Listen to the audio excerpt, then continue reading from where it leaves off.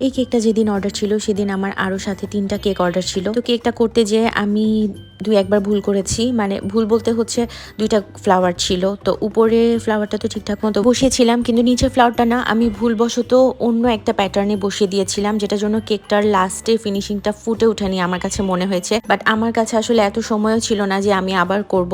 কারণ অনেক সময় দেখা যায় যে আমাদের রেফারেন্স পিকচারগুলো আমরা ২-১ বার দেখি, কিন্তু বারবার দেখে আসলে কাজ করাও যায় না, কারণ ফোনে অলরেডি আমাদের ভিডিও চলতে থাকে।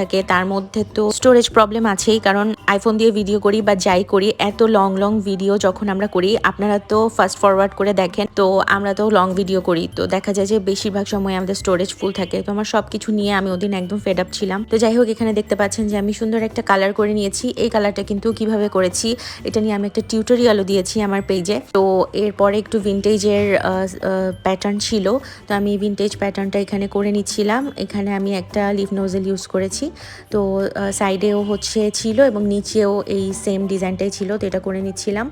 আর এরপরে এই যে ফুলটা, এটা হচ্ছে আমি বসিয়ে দিলাম, কিন্তু পরের যে ফুলটা, এটা হচ্ছে নিচের সাইডেরটা, এটা না আমি বারবারই দাঁড়া করিয়ে বসাচ্ছিলাম, যেটার জন্য আমার ফুল মানে সুন্দর হচ্ছিল না। এটা কিন্তু আমি অলরেডি এরপরে আবার ঠিক করার চেষ্টা করেছি, কিন্তু আমি যদি একবারও ছবিতে দেখতাম যে অ্যাকচুয়ালি কীভাবে বসানো হয়েছে, তাহলে আমার কাজটা অনেক ইজি হয়ে যেত।